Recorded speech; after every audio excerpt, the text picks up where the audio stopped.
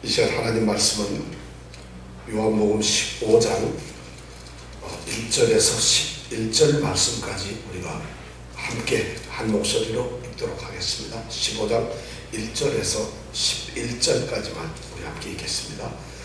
내가 참 포도나무요 내 아버지는 그 농부라. 무릇 내게 있어 과실을 맺지 아니하는 가지는 아버지께서 이를 제버리시고 무릇 과실을 맺는 가지는 더 과실을 맺게 하려 하여 이를 깨끗게 하시느니라. 너희는 내가 일러준 말로 이미 깨끗하였으니 내 안에 거하라. 나도 너희 안에 거하리라. 가지가 포도나무에 붙어있지 아니하면 절로 과실을 맺을 수 없음같이 너희도 내 안에 있지 아니하면 그러하리라. 나는 포도나무요 너희는 가지니 저가 내 안에 내가 저 안에 있으면 이 사람은 과실을 많이 맺나니 나를 떠나서는 너희가 아무것도 할 수 없음이라. 사람이 내 안에 거하지 아니하면 가지처럼 밖에 버리고 말라지나니 사람들이 이것을 모아다가 불에 던져 자르느니라. 너희가 내 안에 거하고 내 말이 너희 안에 거하면 무엇이든지 원하는 대로 구하라. 그리하면 이루리라. 너희가 과실을 많이 맺으면 내 아버지께 영광을 받으실 것이요 너희가 내 제자가 되리라. 아버지께서 나를 사랑하신 것 같이 나도 너희를 사랑하였으니 나의 사랑 안에 거하라. 내가 아버지의 계명을 지켜 그의 사랑 안에 거하는 것 같이 너희도 내 계명을 지키면 내 사랑 안에 거하리라. 내가 이것을 너희에게 이름은 내 기쁨이 너희 안에 있어 너희 기쁨을 충만하게 하려 함이니라. 아멘. 이 요한복음 15장의 말씀, 이 포도나무 비유의 말씀은 정말 우리에게 너무나 큰 감동을 줍니다. 너무 기쁨을 줍니다. 그리고 너무 확신을 줍니다. 그리고 우리는 절대로 이 세상에서 그냥 떨어져서 그냥 우리끼리 살아가는, 나 혼자 살아가는 그런 인생이 아니라는 확신을 줍니다. 이 말씀은 예수님이 포도나무고 예수님이 포도나무인데 거기에 포도나무에 붙어있는 가지들처럼 우리 모든 사람들은, 하나님의 사람들은 가지로서 살아간다는 것입니다.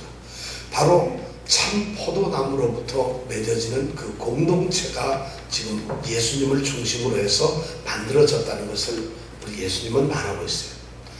포도나무와 가지의 비유로 포도나무가 예수님이고 가지가 우리라면은 이 포도나무 공동체에서 가장 핵심적인 중요한 우리가 꼭 기억해야 될 것은 딱 하나입니다. 가지가 포도나무에 붙어 있어야 하는 것처럼 우리들도 가진 제자들, 우리 예수를 믿는 사람들도 반드시 예수님 안에 거해 있어야 한다는 것입니다.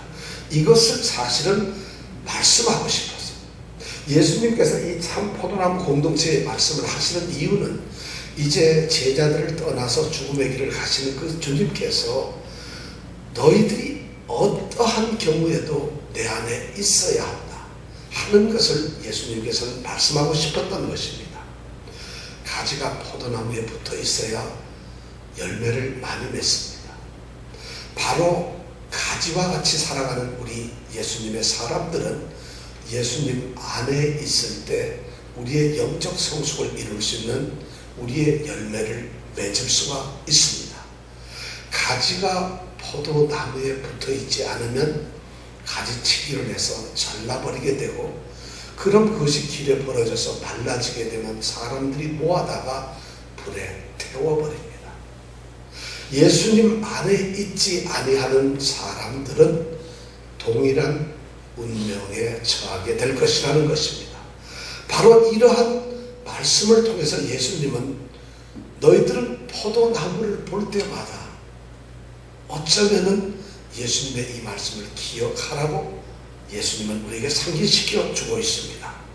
바로 예수님 안에 있어야 한다는 것을 말씀하고 있습니다. 그런데 예수님 안에 있는 것이 도대체 뭘까? 예수님께서는 7절에서 예수님 안에 거하는 것이 예수님이 하신 말씀 안에 있는 것이라고 우리에게 설명을 해줍니다. 예수님 안에 있는 것은 예수님이 죽고 나면 우리가 예수님 안에 있을 수가 없어요. 물리적으로, 현실적으로 몸을 가진 우리가 죽으신 예수님 안에, 예수님이 우리 안에 있을 수가 없는데, 예수님은 그것을 더 구체화시켜서 예수님 안에 있다는 이야기는 예수님이 하신 말씀 안에 있다는 것으로 설명을 하셨습니다. 예수님 말씀 안에 있다는 것은 어떻게 살아가느냐? 우리의 삶이 예수님의 말씀에 의해서 살아간다는 것을 우리에게 의미하고 있습니다. 예수님의 말씀을 알고 깨닫고 그것을 날마다 묵상하고 그 예수님의 말씀하신 것을 의지를 가지고서 순종하여 지키고 우리의 삶의 모든 분야에서 예수님의 말씀이 지배하는 그러한 삶을 살아가는 것이 바로 예수님 안에 살아가는 그런 방법이라고 예수님은 설명을 하셨습니다.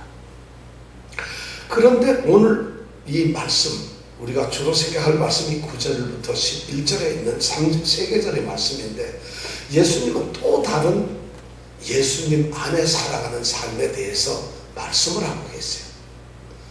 예수 안에, 너희가 내 안에 사는 삶은 너희가 내 말씀 안에 사는 것이라는 말씀을 하셨던 주님께서 이제 다시 또 다른 측면에서 예수님 안에 사는 것을 우리에게 설명을 부연하고 계십니다.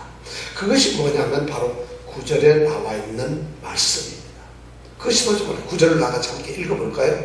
시작. 예수 나를 사랑하신 것 같이 나도 너희를 사랑하였으니 나의 사랑 안에 거하라.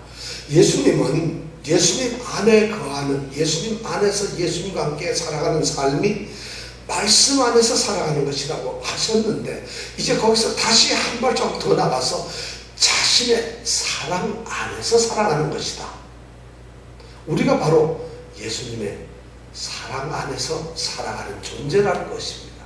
예수님은 그렇게 제자들이 혹시라도 이해를 못할까봐, 아니 예수님은 더 분명하게 예수님 안에서의 삶을 청사진으로 구워서 말씀하고 계세요. 말씀을 지키는 것, 거기서 한 발 더 나가서 예수님이 우리에게 쏟아주시는 그 사랑 안에서 살아가는 것이 바로 예수님 안에서 사는 것이라는 것이다. 내가 너희를 향해서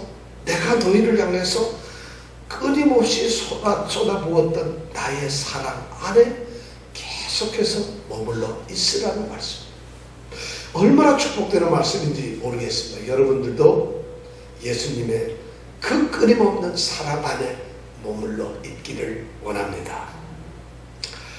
예수님 안에 거하는 것, 예수님은 그것을 자신의 사랑 안에 있는 것이라고 말씀하세요. 그렇다면 예수님 사랑은 도대체 어떤 것일까요? 예수님 사랑 안에 거하고 싶은데 여러분, 예수님의 사랑이 어떤 것일까요? 예수님의 사랑은 뭘겠어요? 그거 있잖아, 사랑. 예수님의 사랑, 그 예수님이 한 사랑, 그래요. 예수님이 한 사랑은 어떤 걸까요? 예수님 사랑 받아봤어요? 예수님께서 여러분들 돈 잘 벌게 해주셨나요? 아플 때 병 고쳐주셨나요? 길을 잃어버렸을 때 길을 찾게 해줬나요? 내비게이션이 훨씬 더 길을 잘 가르쳐주죠. 도대체 예수님을 어떻게 사랑을 하셨나요? 그러니까 우리는 예수님 내 죄를 위해서 죽었잖아요. 사랑했잖아요. 여러분, 심각한 말씀이 거기에 있어요. 정말 예수님은 나의 죄를 위해서 죽으셨나요? 그런 사랑을 여러분 느끼고 사나요? 그 사랑 안에 있나요? 정말로? 이거 쉽지 않아요. 그런데 예수님은 자신의 그 사랑 안에 머물르라고 이야기를 하십니다. 그러면서 놀랍게도 예수님은 그 예수님의 사랑에 대해서 어떻게 사랑을 하셨는가, 예수님은 자신이 제자들을 어떻게 사랑했는가를 이제 설명을 다시 또 해주고 있어요. 나는 너희들을 사랑했다는 것이, 9절에 보니까 나도 너희를 사랑하였으니, 예수님께서 제자들을 사랑을 했다는 거예요. 그럼 제자들은 예수님의 사랑을 이미 받고 있어요. 예수님의 사랑을 받고 있기 때문에 제자들은 예수님이 나의 사랑 안에 거하라 이렇게 말을 하면은 금방 그 말이 무슨 말인지 알아들을 수 있어요. 그런데 오늘 이 말씀을 가만히 읽어보면 제자들은 실제 예수님의 사랑을 모르고 있는 것 같아요. 제자들이 3년 동안 예수님을 따라다녔는데 어쩌면 그들이 예수님의 사랑을 생각하다가 보면 예수님이 우리가 죽일 때 보리떡 5개, 물고기 2마리로 5,000명 먹였잖아. 예수님이 병든 자를 고쳤잖아. 그들을 고쳤지만 우리를 향한 예수님의 사랑은 도대체 뭘까? 제자들 11명이 예수님을 3년 동안 따라다니면서 예수님으로부터 받았던 사랑이 도대체 뭘까요? 성경은 그런 얘기를 안 해요. 예수님은 제자들이 뭘 잘못하면 책망하시고 그것도 모르느냐 이랬는데, 도대체 예수님의 사랑, 나의 사랑 안에 거할 때 제자들이 느끼는 사랑이라는 게 뭘까요? 예수님은 그것을 이렇게 설명을 하고 계세요. 9절에 보니까 아버지께서 나를 사랑한 것 같이 나도 너희를 사랑했다는 거죠. 예수님이 제자들을 사랑했던 그 사랑은 자신의 사랑을 그냥 보여준 것이 아니라 자신이 하나님의 아들로서 아버지인 하나님께서 아들인 자기를 사랑한 것처럼 나도 너희를 사랑했다는 것입니다. 아버지와 아들의 이 사랑의 관계가 아들과 그의 사랑하는 제자들과의 관계와 똑같다는 것입니다. 그런 사랑을 했다는 거죠. 자, 제자들은 더 아리송할 거예요. 아버지께서 아들을 사랑했다는 게 도대체 어떻게 사랑을 했을까? 근데 그런 사랑을 어떻게 받았을까? 이 말씀이 예수님께서 오늘 우리에게 말씀하고 계세요. 여러분, 내가 아버지한테 받았던 사랑, 그런 사랑을 똑같이 여러분들에게 사랑합니다. 여러분, 나의 사랑 안에 거하십시오 하고 예수님이 말하면 여러분 어떻게 할까? 예수님 사랑 미쳐 죽겠어요. 그렇게 생각 드나요? 별로 그런 생각이 잘 안 들지 모르겠어요. 여기서 아버지가 아들을 사랑한 것 같이 나도 사랑했다고, 아버지는 아들을 어떻게 사랑했는가 하는 것을 우리는 또 알아봐야 돼요. 그런데 아버지는 하나님이시고 그 아들은 예수님인데, 아들은 그 예수님을 하나님은 어떻게 사랑했을까? 우리는 하나님을 본 적도 없어요. 그런데 성경에서 예수님의 말씀을 통해서 끊임없이 예수님은 아버지의 사랑을 받고 있다는 것을 제자들에게 알리셨어요. 그 아버지께서 아들을 사랑하는 그 사랑의 첫 번째는 하나님, 신의 사랑입니다. 세상의 사랑이 아니라 신적인 사랑이에요. 아버지와 아들과 성령 이 삼위일체는 전적으로 그 관계가 사랑으로 되어 있다는 거죠. 그래서 그 아버지, 아들, 성령의 이 삼위일체의 그 사랑의 관계 속에서 이 아버지와 아들은 사랑할 수밖에 없는 사람. 그냥 사랑 아니고서는 그들의 관계는 있을 수가 존재가 없어요. 사랑이 있기 때문에 존재하고 사랑이기 때문에 존재하는 관계라는 거죠. 삼위일체는 바로 그런데 그런 사랑, 전체적인 온전한 신적인 완전한 사랑을 쏟았다. 그런 사랑, 그것을 우리는 근원적인 사랑이라고 해요. 우리 인간들이 생각하는 그 사랑은 우리가 이해를 할 수가 없어요. 우리 인간들은 잘해주면 사랑하지만 조금만 힘들면 내 컨디션에 따라서 사랑도 귀찮아져요. 쉽지가 않아요. 평생 여러분 사랑에 완전히 빠져서 산 사람이 누가 있겠어요? 사실 쉽지 않거든요. 그런데 예수님은 하나님과 하나이신 삼위일체의 하나님, 아버지, 아들의 관계에서 그 사랑을 느끼셨다.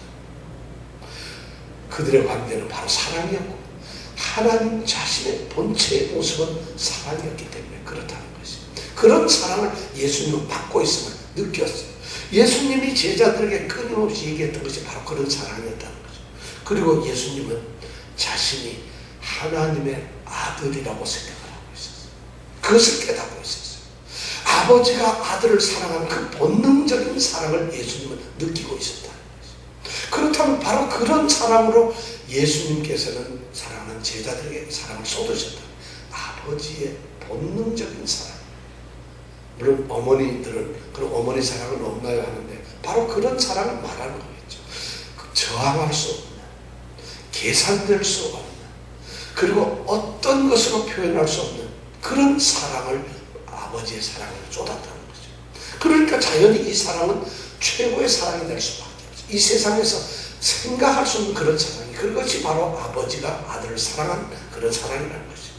그래서 예수님은 제자들하고 같이 다니면서 잠깐 잠깐 아버지로부터 받았던 그 최고의 사랑의 모습들을 제자들에게 말씀하시곤 했어요. 요한복음에 보면은 그러한 이 아버지의 사랑에 대해서 예수님은 여러 번 제자들에게 나타내셨어요. 아버지께서 아들을 사랑하사 만물을 다 그의 손에 주셨다. 아버지께서 아들을 사랑하사 자기가 행하는 모든 일들을 아들로 하여금 다 보게 했다.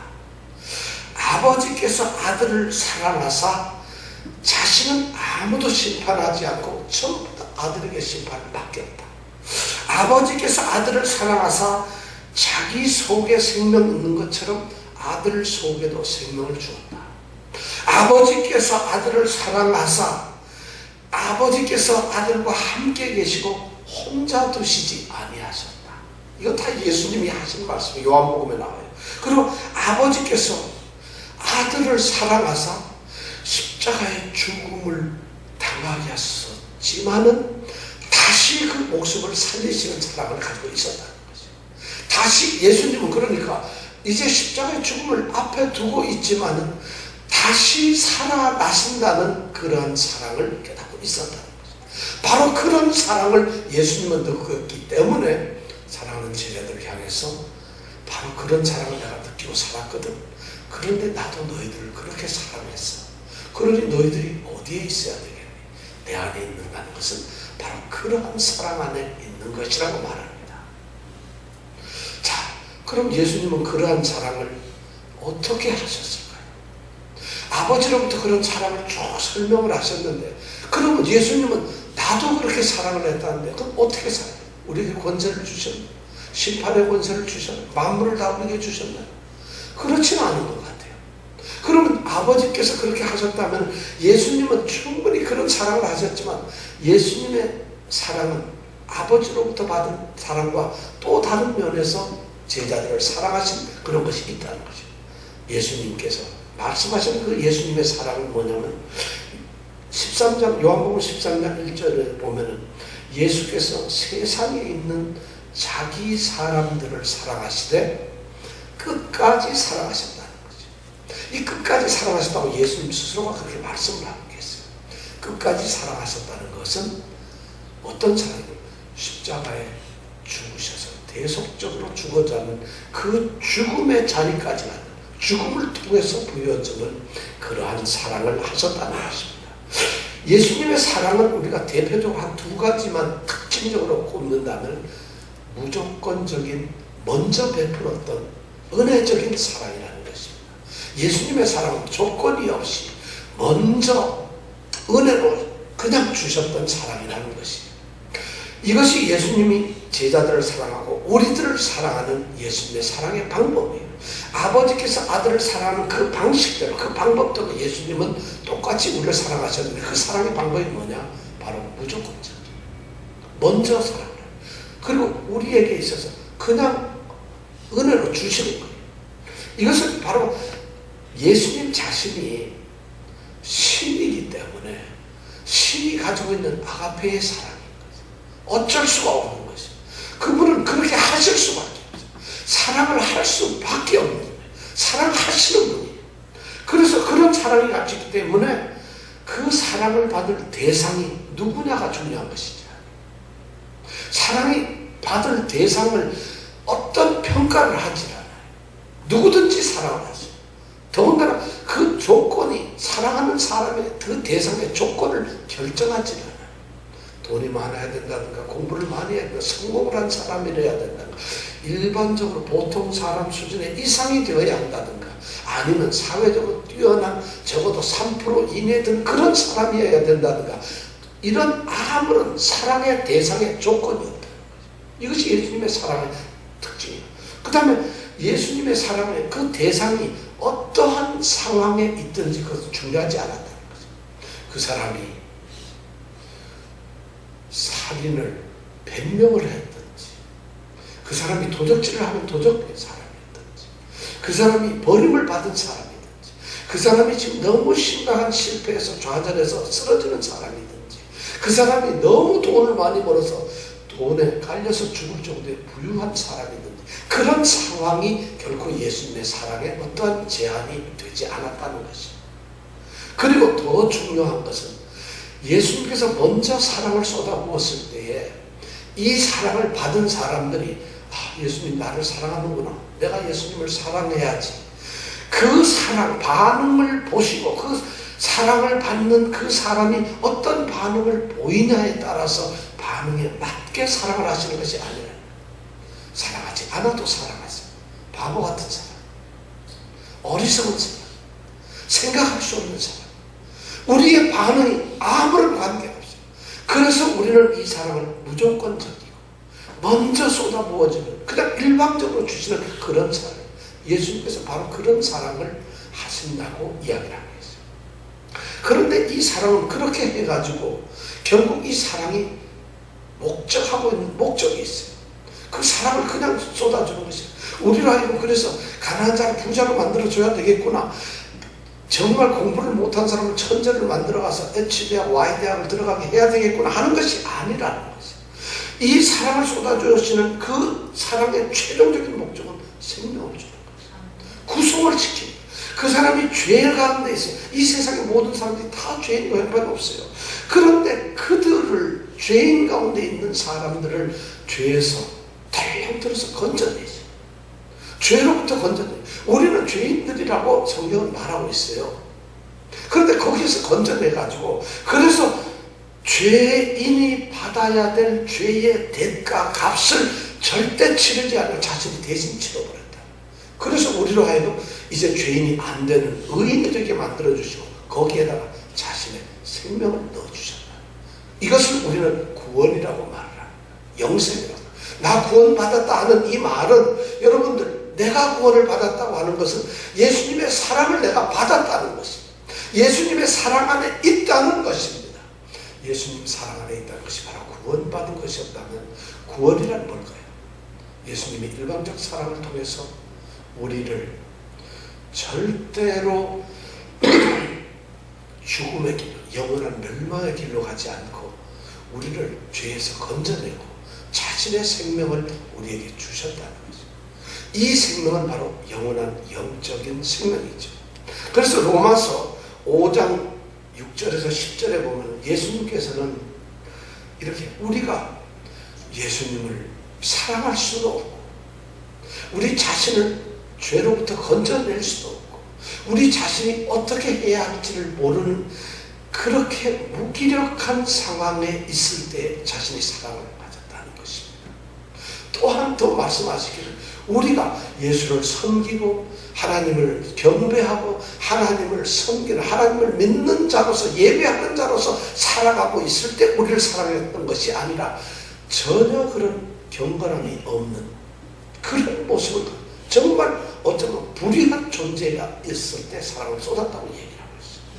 뿐만 아니라 우리가 의인이 되어서 정말 이 땅에서 도덕적으로 또는 모든 면에서 정결한, 정말 깨끗한, 정직한 그런 삶을 살아가는 것이 아니라 우리가 죄 가운데 있는 죄인이 모습으로 살아가고 있을 때 그때 자신의 사랑을 쏟으셨다고 합니다. 한 발 더 나아가서 예수님은 뭐라고 얘기를 하시냐면, 우리가 죄를 짓고 예수님과 관계없이 살아가는 것이 아니라 죄를 지으면서 예수님을 갖다가 대적을 하는 것이, 예수님을 거부하고 예수님한테 대어들고 예수님을 회방하고 예수님을 비난하고 예수님에 대해서 우리가 대들은 원수와의 같은 관계에 있을 때 그때 우리를 사랑한다는 거죠. 우리는 이 말씀을 들으면서 아무 감동이 안 와요. 내가 무기력한 것 같지도 않고, 그렇다고 해서 우리가 무슨 죄인 같지도 않고, 그렇다고 우리가 예수님과 원수되는 것도 없는 건데 그럼 무슨 사랑인가? 예수님은 바로 그것을 깨닫는 사람들에게 쏟아주시는 사랑이라는 것입니다. 그러니까 이 예수님의 사랑을 느낄 수 있다는 것은 그냥 느껴지는 것이 아니라 그러한 사실을 깨닫는 자만이 사랑 안에 있을 수 있다는 것이죠. 예수님의 사랑은 바로 그런 사랑이었어요. 그래서 예수님은 바로 이런 사랑을 우리 사랑하는 제자들에게 예수님의 사람들에게 쏟아주시고 오늘날도 그런 사랑을 우리에게 부어주시고 있는데 바로 그 사랑 안에 우리가 있기를 원합니다. 예수님의 사랑의 목적이 구원이기 때문에 우리가 구원받은 삶에서 살기를 원하신다는 것입니다. 예수님의 사랑은 희생적인 자신을 버리는 죽음까지 가는 순종의 그런 사랑이었기 때문에 우리의 삶이 순종의 삶이 되기를 원하신다는 것입니다. 바로 이런 예수님의 사랑 안에서 우리는 구원의 삶을 순종의 삶을 살아가는 것이 바로 예수님 안에 사랑하는 방법이라는 것입니다.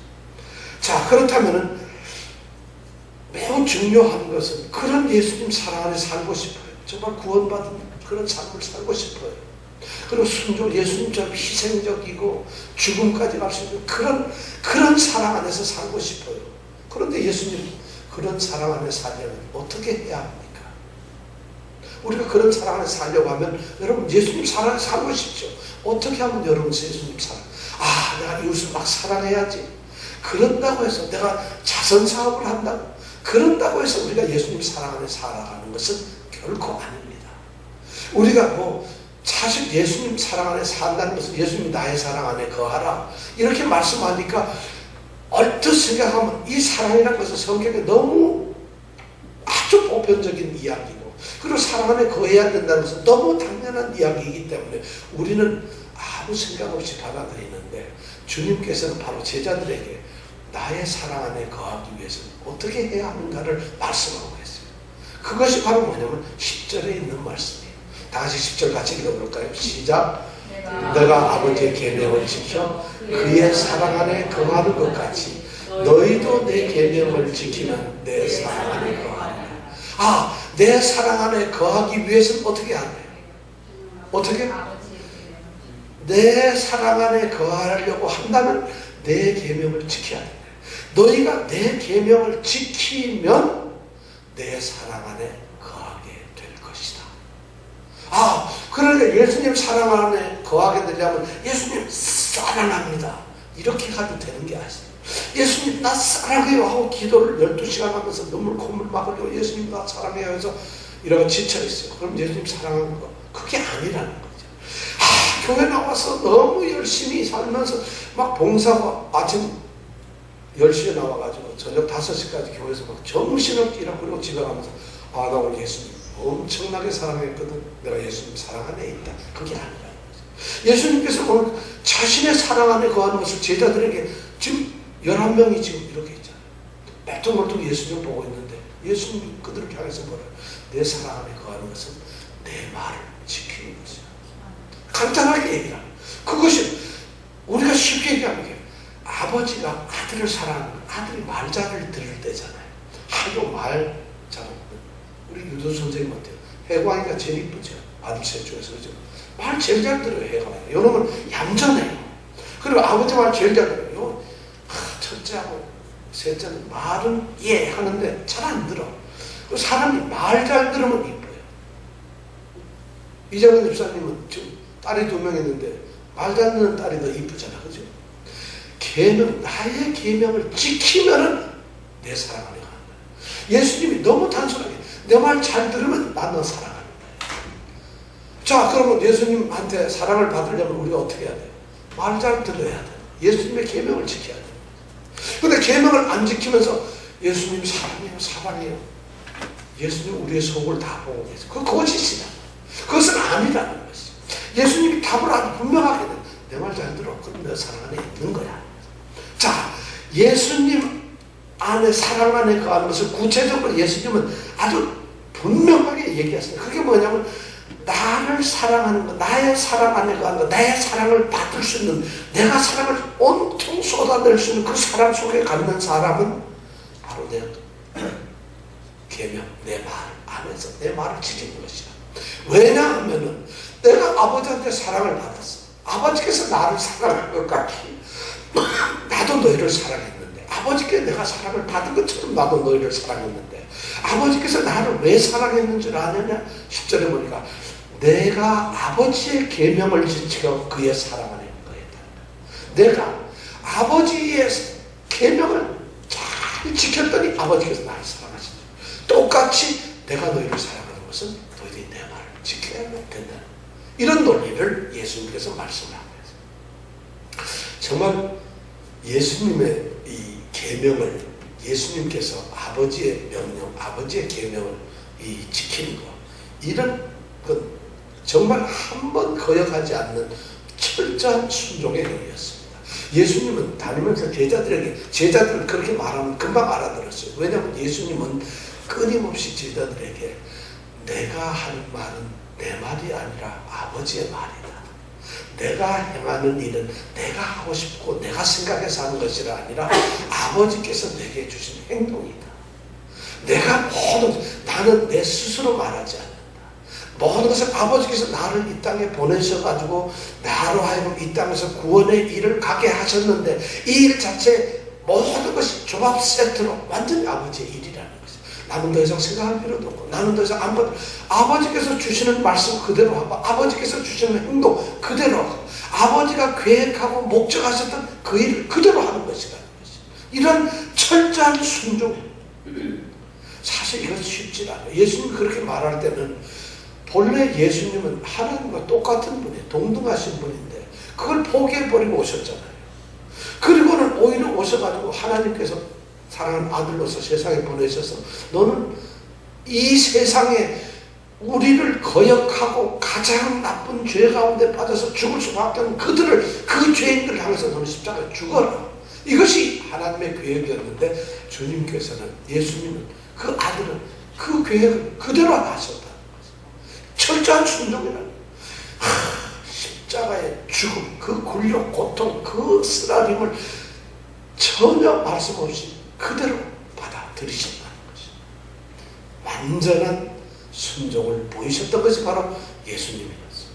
바로 그런 순종처럼 너희들도 내 말을 순종한다는 거예요. 내 사랑을 받는다는 거예요. 자, 여러분, 예수님 사랑하는 거 쉽지 않아요.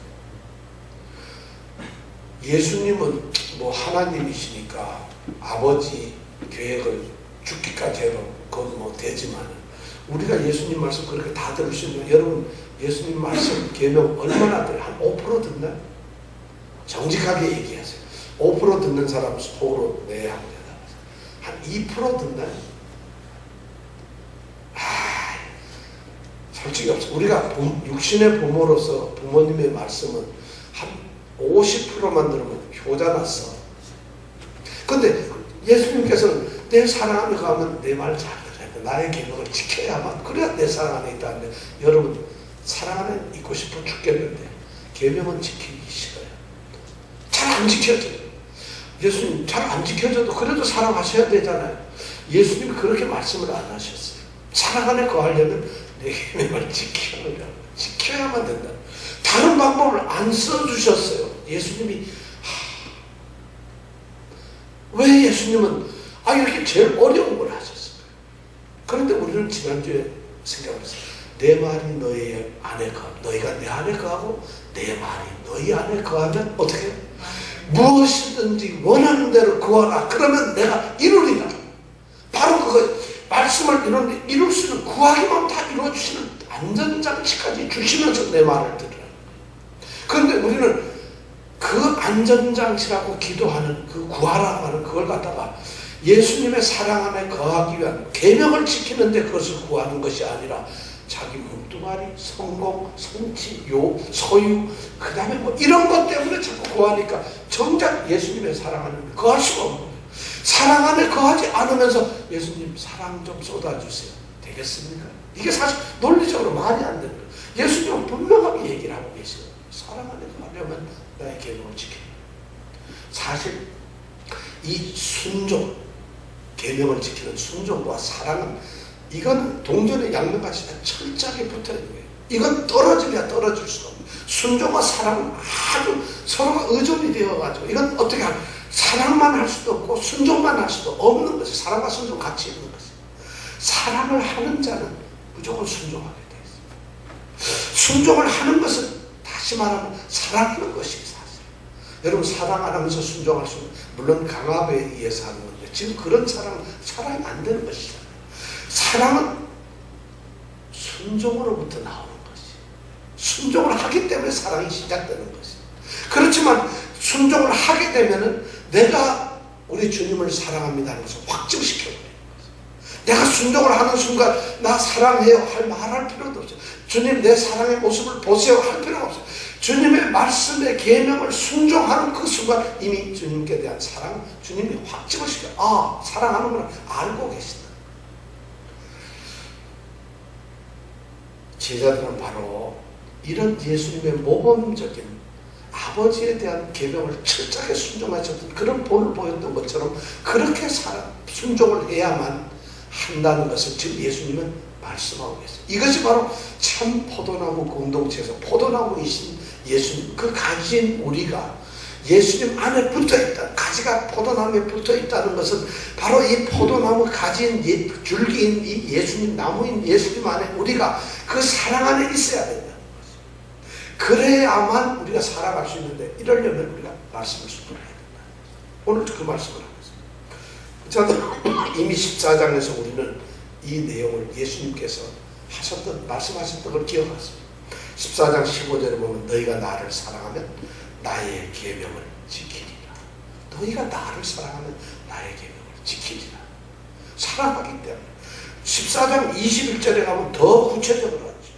나의 계명을 가지고 지키는 자라야 나를 사랑하는 자라.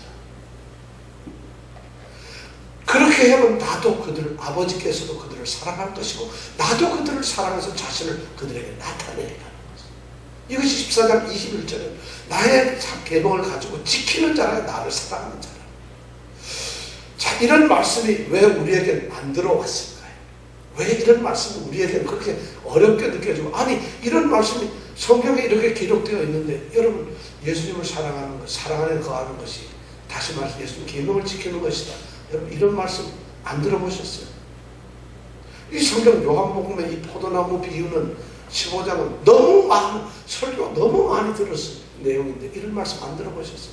그런데 여러분 예수님 사랑이에요. 사랑 안에 가고 싶어요 하는데 왜 여러분들 이 비결이 말씀에 순종하는 것이라는 걸 몰랐을까요? 바로 예수님께서는 순종을 통해서 사랑, 구원이라고 하는 사랑을 이루셨어요. 우리들도 바로 순종이라고 하는 것을 통해서 예수님의 사랑이 우리 안에 이루어지게 할 수 있습니다. 그 외에는 다른 방법이 없어요.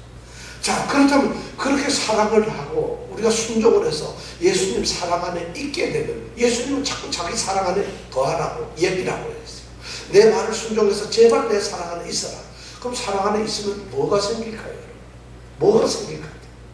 예수님 사랑 안에 우리가 거하게 됐어요. 나의 사랑 안에 거하라.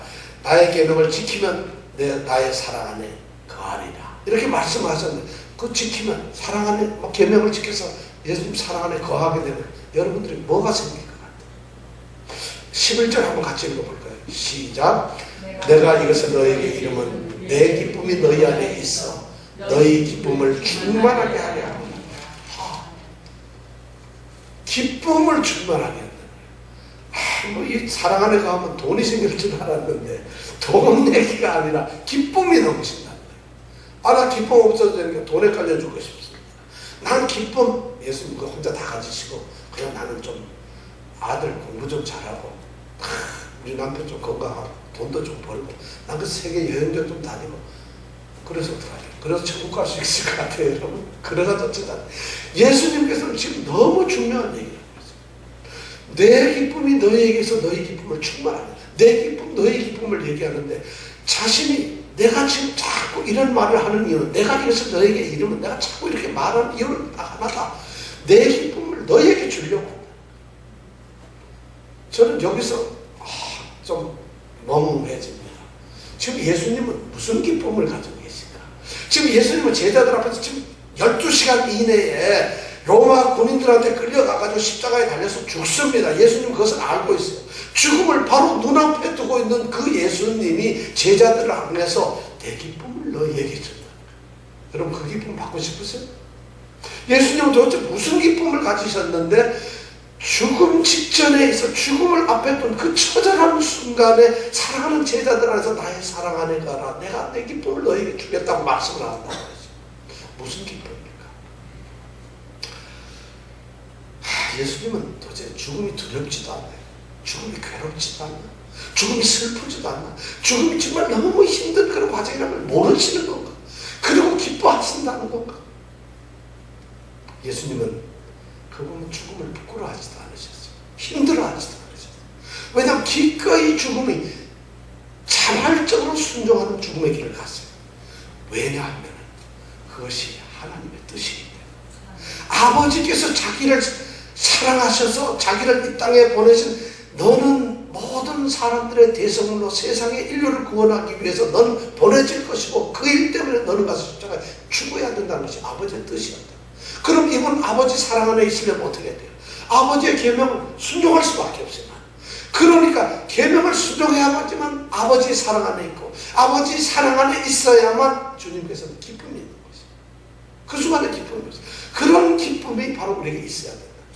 예수님은 그 십자가의 죽음의 길을 앞에 두시고서 사랑하는 제자들을 보시지만은 말씀을 하시지만 예수님의 그 머릿속에 어쩌면 저는 예수님 속에 안 들어가서 모르지만 예수님은 십자가 뒤에 오는 그 하나님의 영광, 온 세상에 구원받는 백성들이 예수님의 죽음을 통해서 일어나고 있습니다. 세계 도처에 앞으로 2000년 뒤 어쩌면 뉴욕에서 우리 예수님을 어떤 분들이 구원을 받게 될 것이라는 이 모든 사건들 하나님의 사람들이 구원받는 모습을 예수님은 보고 계세요. 이것이 하나님의 뜻이라는 거죠.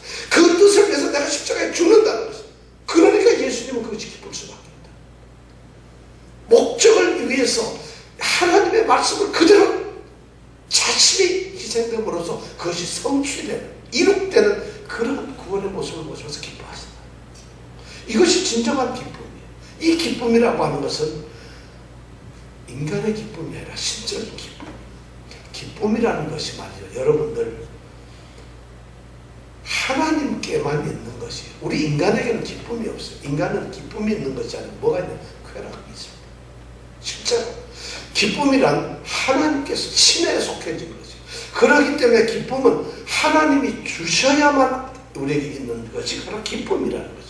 세상으로부터 오는 육신적인 물질적인 여러분 그것은 기쁨이 아니에요. 목이 마르다고 소금물을 물컥물컥 마시면 여러분 목이 갈증이 없어지는 게 아니에요. 더 힘들어져. 세상이 주는 육신적인 물질적인 세상의 모든 것들은 우리에게 기쁨을 주는 것이 아니라 또 다른 갈증과 또 다른 고통과 또 다른 비애와 슬픔과 고통을 착고리에 던져주는 것이에요. 그것을 우리는 기쁨이라고 착각을 하고 살아요. 세상의 모든 사람들은 그것이 기쁨이라고 누리면서 나는 기쁘다 하는데 여러분 연속극 보면서 기뻐하는 건 한 시간도 못 가요. 그건 기쁨이 아니에요. 우리의 감각을 자극시키는 것입니다. 근데 예수님 말하는 내 기쁨이란 바로 하나님이 주시는 기쁨. 그러니까 성령의 열매가 처음에 뭐예요? 오직 성령의 열매는 사랑과 첫 번째 사랑이고 두 번째 얘기하는 게 희락이에요. 기쁨이 두 번째가.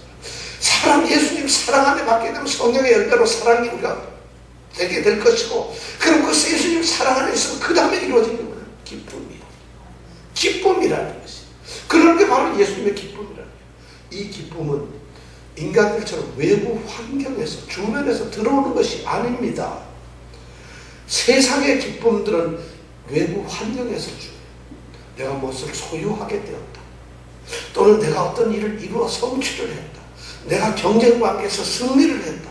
내게 어떤 좋은 일이 생겼다. 이익이 생겼다. 뭐 이런 것을 통해서 우리는 기쁨이 온다고 착각을 하지만 이 세상의 진정한 기쁨은 우리의 영혼 속에 마음속에서 일어나는 거예요. 하나님이 주시는 기쁨.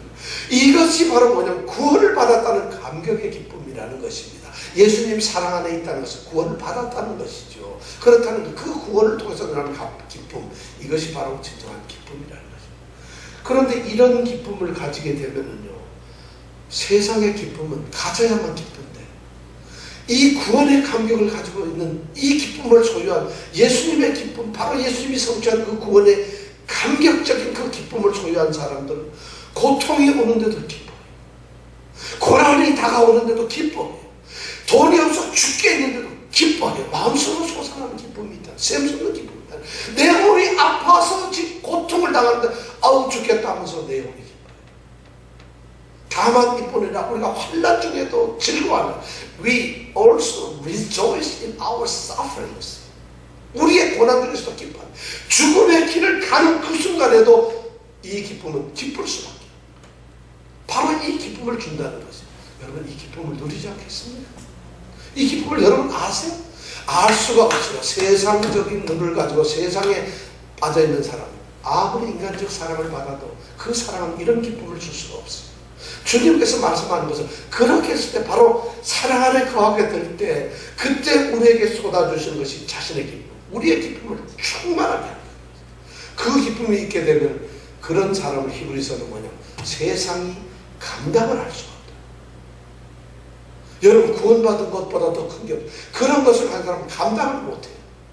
세상이 어떻게 건드려, 세상에 어떤 것이 어떤 고난, 환경, 환난, 어떤 질시, 미움, 별게 다 와도 그 사람의 가슴 속에는, 마음 속에는 하늘도 못 도는 평강 때문에 기뻐집니다. 여러분, 그런 기쁨을 갖게 되면요, 세상에 이런 게 아무것도 안 돼요. 같잖아요. 왜냐하면 이것이 나를 흔드는 것이 아니에요. 아니, 아들이, 남편이, 자식이 어떻다. 그건 우리의 감각으로, 감정으로 나오는 것인데, 마음이 아니에요. 감정과 마음은 다른 거예요. 바로 예수님은 그런 기쁨을 주겠다. 진짜 기쁨을 딱 우리에게 주시겠다. 그 기쁨만에 있으면 여러분, 저 인간은 뭐가 좋다고 저렇게 맨날 아주 너무 평강하다, 평온하다.